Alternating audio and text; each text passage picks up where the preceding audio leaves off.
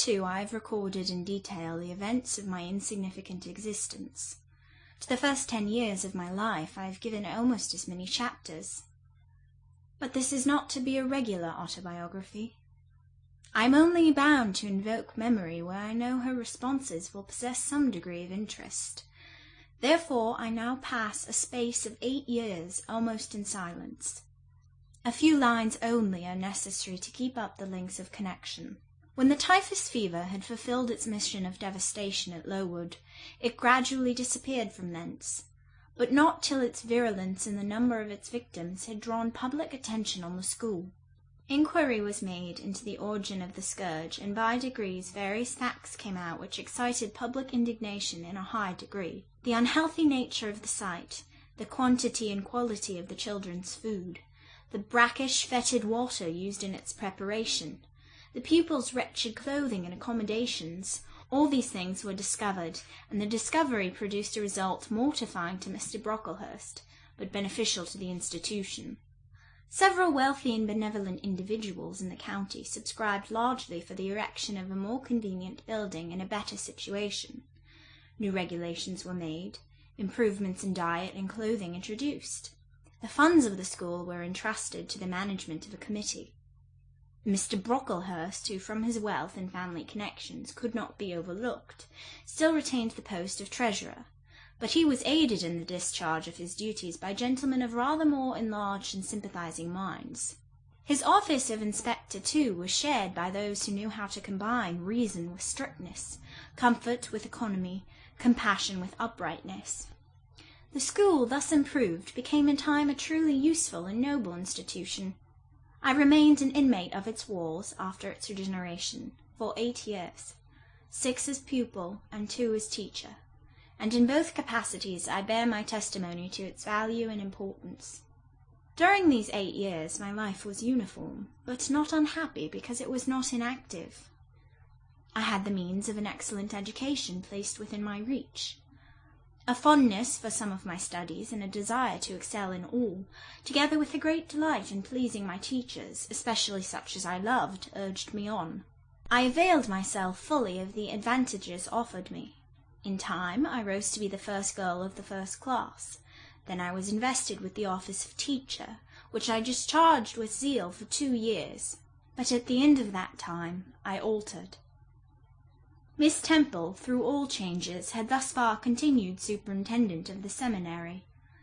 To her instruction I owed the best part of my acquirements. Her friendship and society had been my continual solace. She had stood me in the stead of mother, governess, and latterly companion. At this period she married, removed with her husband, a clergyman, an excellent man, almost worthy of such a wife, to a distant county, and consequently was lost to me. From the day she left I was no longer the same. With her was gone every settled feeling, every association that had made Lowood in some degree a home to me.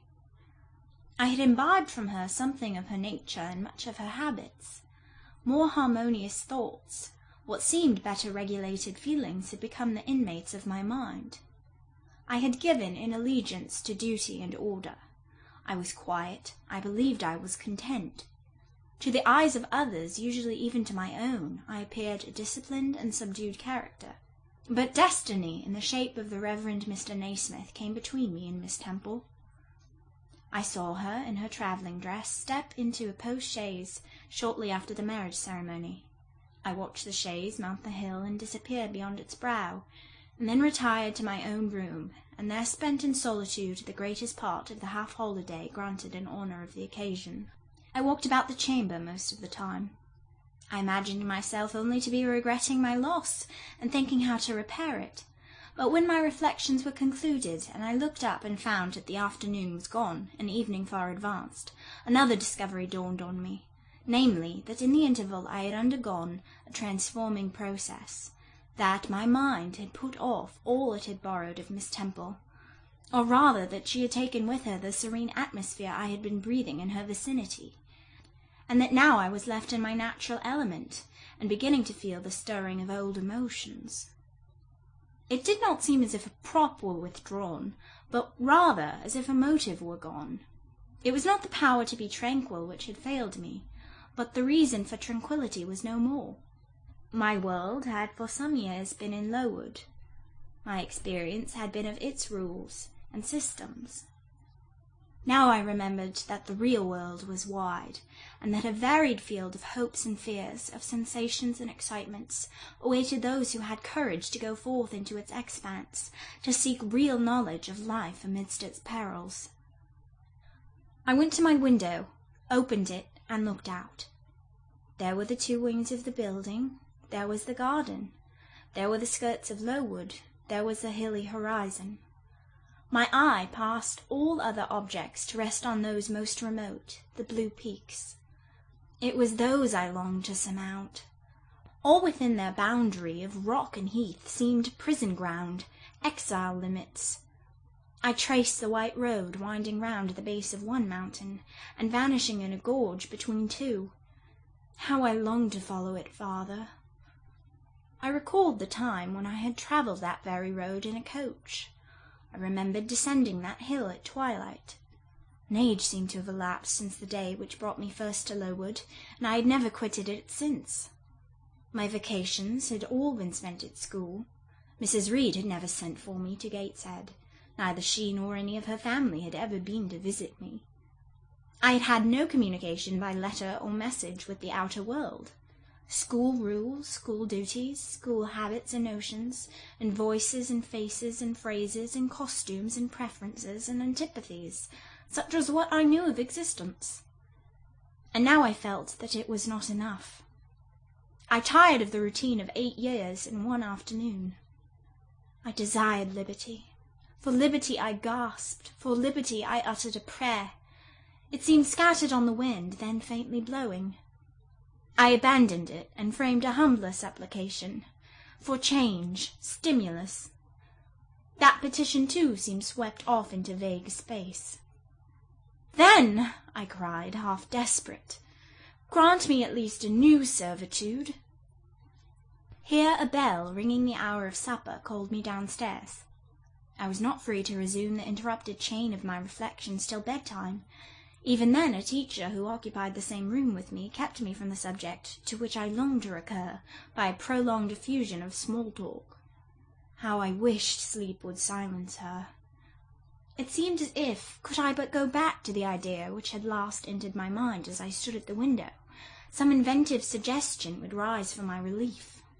Miss Gryce snored at last.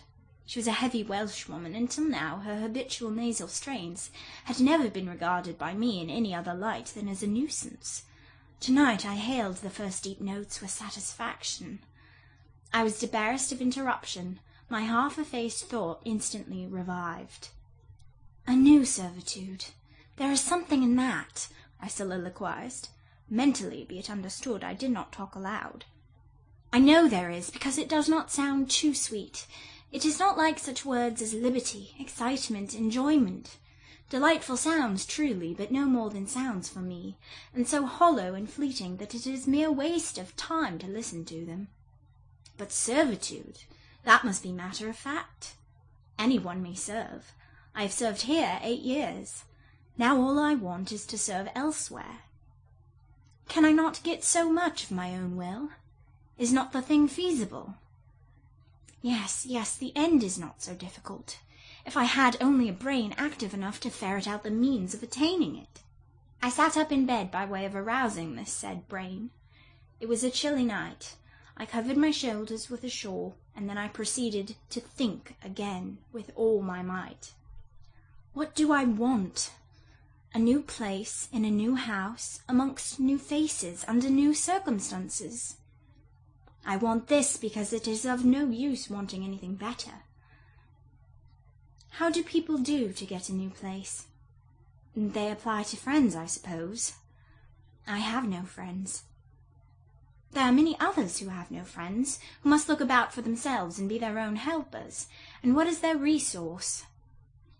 I could not tell. Nothing answered me. I then ordered my brain to find a response, and quickly. It worked, and worked faster. I felt the pulses throb in my head and temples, but for nearly an hour it worked in chaos, and no result came of its efforts.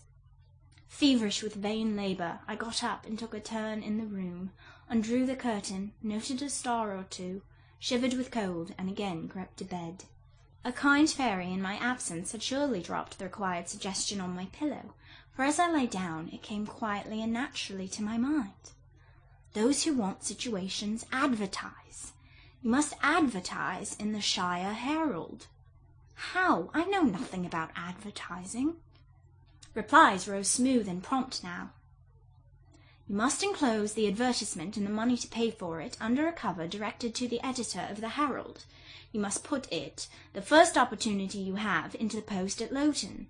Answers must be addressed to J.E. at the post office there. You can go and inquire in about a week after you send your letter if any are come, and act accordingly. This scheme I went over twice, thrice. It was then digested in my mind. I had it in a clear, practical form. I felt satisfied and fell asleep. With earliest day I was up. I had my advertisement written, enclosed, and directed before the bell rang to rouse the school. It ran thus. A young lady, accustomed to tuition, had I not been a teacher 2 years, is desirous of meeting with a situation in a private family where the children are under 14. I thought that as I was barely 18 it would not do to undertake the guidance of pupils nearer my own age. She is qualified to teach the usual branches of a good English education, together with French, drawing, and music. In those days, reader, this now narrow catalogue of accomplishments would have been held tolerably comprehensive. Address J.E., Post Office, Lowton, Shire. This document remained locked in my drawer all day. After tea, I asked leave of the new superintendent to go to Lowton, in order to perform some small commissions for myself and 1 or 2 of my fellow teachers. Permission was readily granted. I went. It was a walk of 2 miles, and the evening was wet, but the days were still long. I visited a shop or 2, slipped the letter into the post office, and came back through heavy rain, with streaming garments, but with a relieved heart. The succeeding week seemed long.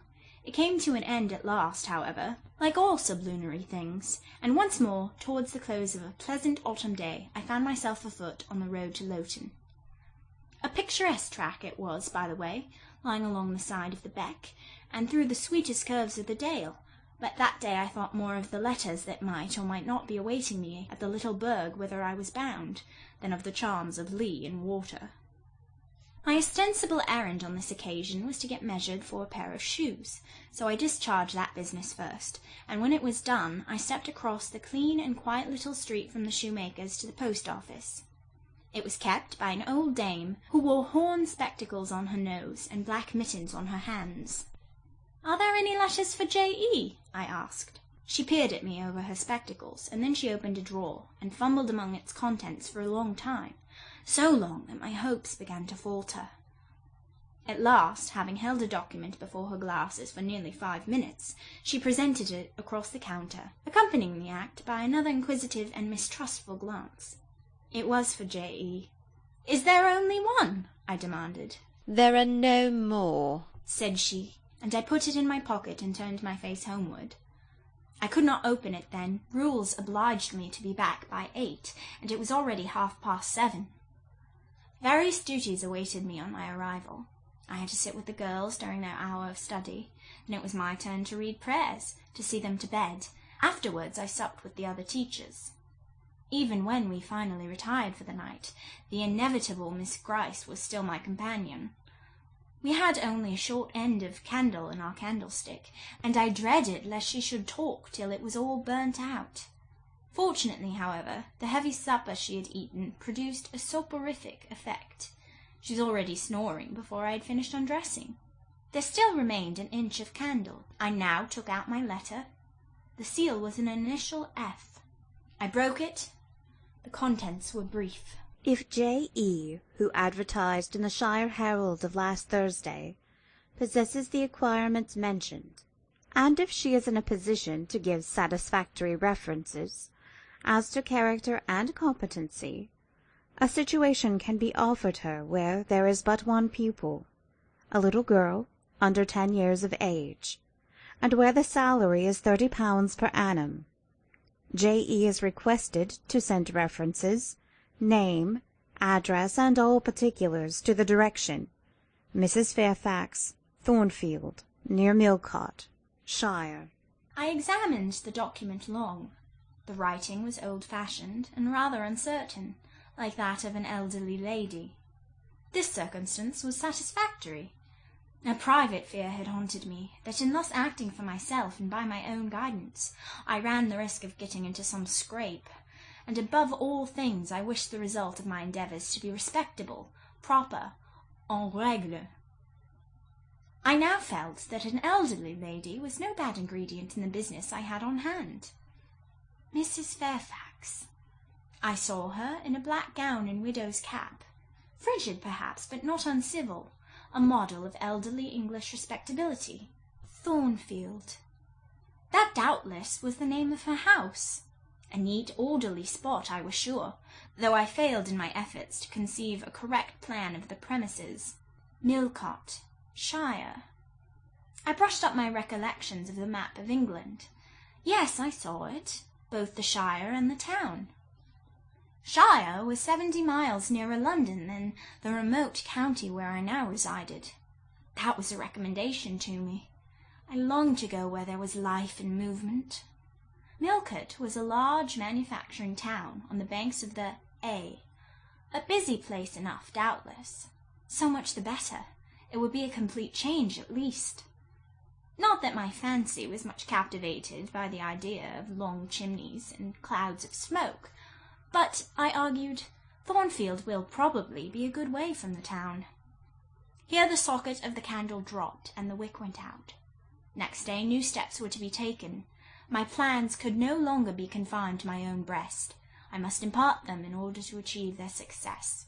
Having sought and obtained an audience of the superintendent during the new-tide recreation, I told her I had a prospect of getting a new situation where the salary would be double what I now received, for at Lowood I only got £15 per annum, and requested she would break the matter for me to Mr. Brocklehurst or some of the committee, and ascertain whether they would permit me to mention them as references. She obligingly consented to act as mediatrix in the matter.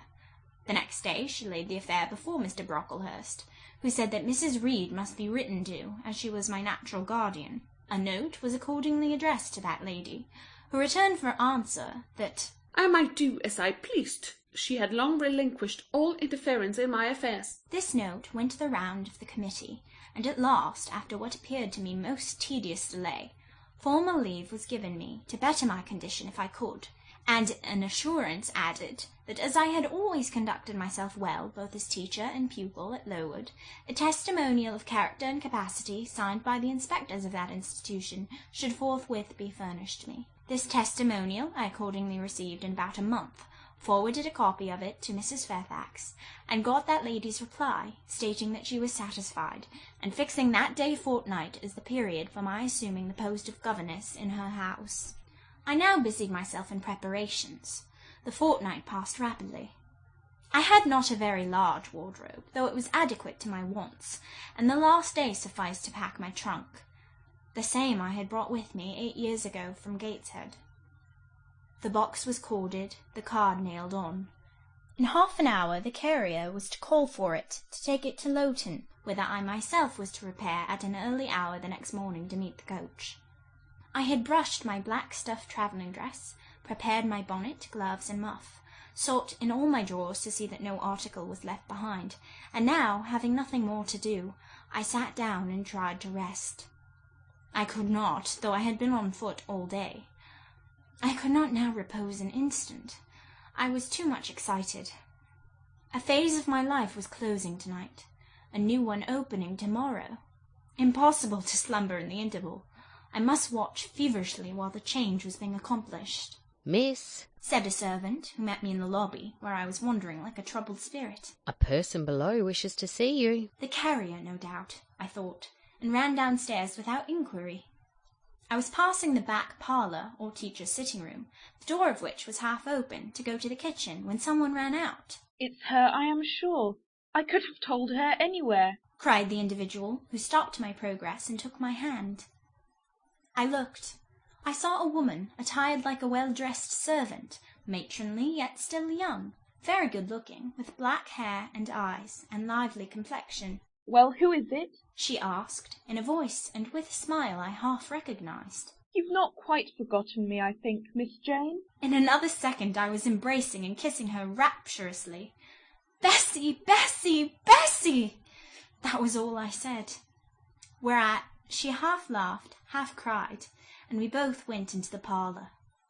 By the fire stood a little fellow of 3 years old, in plaid frock and trousers. That is my little boy, said Bessie directly. "Then you are married, Bessie?" Yes, nearly 5 years since to Robert Leven, the coachman, and I've a little girl besides Bobby there, that I've christened Jane. "And you don't live at Gateshead?" I live at the lodge the old porter has left. "Well, and how do they all get on? Tell me everything about them, Bessie. But sit down first, and Bobby, come and sit on my knee, will you?" But Bobby preferred sidling over to his mother. You're not grown so very tall, Miss Jane, nor so very stout, continued Mrs. Leven. I dare say they've not kept you too well at school. Miss Reed is the head and shoulders taller than you are, and Miss Georgiana would make 2 of you in breadth. Georgiana is handsome, I suppose, Bessie? Very. She went up to London last winter with her mamma, and there everybody admired her, and a young lord fell in love with her, but his relations were against the match, and what do you think? He and Miss Georgiana made it up to run away, but they were found out and stopped. It was Miss Reed that found them out. I believe she was envious, and now she and her sister lead a cat and dog life together. They are always quarrelling. Well, and what of John Reed? Oh, he is not doing so well as his mamma could wish. He went to college and he got plucked, I think they call it, and then his uncles wanted him to be a barrister and study the law, but he is such a dissipated young man. They will never make much of him, I think. What does he look like? He is very tall. Some people call him a fine-looking young man, but he has such thick lips. And Mrs. Reed? Mrs. looks stout and well enough in the face, but I think she is not quite easy in her mind. Mr. John's conduct does not please her. He spends a deal of money. Did she send you here, Bessie? No, indeed, but I have long wanted to see you, and when I heard that there had been a letter from you, and that you were going to another part of the country, I thought I'd just set off and get a look at you before you were quite out of my reach. I am afraid you were disappointed in me, Bessie. I said this laughing. I perceived that Bessie's glance, though it expressed regard, did in no shape denote admiration. No, Miss Jane, not exactly. You are genteel enough. You look like a lady, and it is as much as ever I expected of you. You were no beauty as a child. I smiled at Bessie's frank answer. I felt that it was correct, but I confess I was not quite indifferent to its import. At 18 most people wish to please, and the conviction that they have not an exterior likely to second that desire brings anything but gratification. I dare say you are clever, though, continued Bessie, by way of solace. What can you do? Can you play on the piano? A little. There was one in the room. Bessie went and opened it, and then asked me to sit down and give her a tune. I played a waltz or two, and she was charmed. The Miss Reeds could not play as well, she said exultingly. I always said you would surpass them in learning. And can you draw? That is one of my paintings over the chimney-piece. It was a landscape in water-colours, of which I had made a present to the superintendent, in acknowledgment of her obliging mediation with the committee on my behalf, and which she had framed and glazed. Well, that is beautiful, Miss Jane. It is as fine a picture as any Miss Reed's drawing master could paint, let alone the young ladies themselves, who could not come near it. And have you learnt French? Yes, Bessie, I can both read it and speak it. And you can work on muslin and canvas? I can. Oh, you are quite a lady, Miss Jane. I knew you would be. You will get on whether your relations notice you or not. There was something I wanted to ask you. Have you ever heard anything from your father's kinsfolk, the Eyres? Never in my life. Well, you know Mrs. always said they were poor and quite despicable, and they may be poor, but I believe they are as much gentry as the Reeds are, for one day nearly 7 years ago a Mr. Eyre came to Gateshead and wanted to see you. Mrs. said you were at school 50 miles off. He seemed so much disappointed, for he could not stay. He was going on a voyage to a foreign country, and the ship was to sail from London in a day or two. He looked quite a gentleman, and I believe he was your father's brother. What foreign country was he going to, Bessie? An island thousands of miles off, where they make wine. The butler did tell me. Madeira, I suggested. Yes, that is it. That is the very word. So he went? Yes, he did not stay many minutes in the house. Mrs. was very high with him. She called him afterwards a sneaking tradesman. My Robert believes he was a wine merchant. Very likely, I returned, or perhaps clerk or agent to a wine merchant. Bessie and I conversed about old times an hour longer, and then she was obliged to leave me. I saw her again for a few minutes the next morning at Lowton, while I was waiting for the coach. We parted, finally, at the door of the Brocklehurst Arms there. Each went her separate way.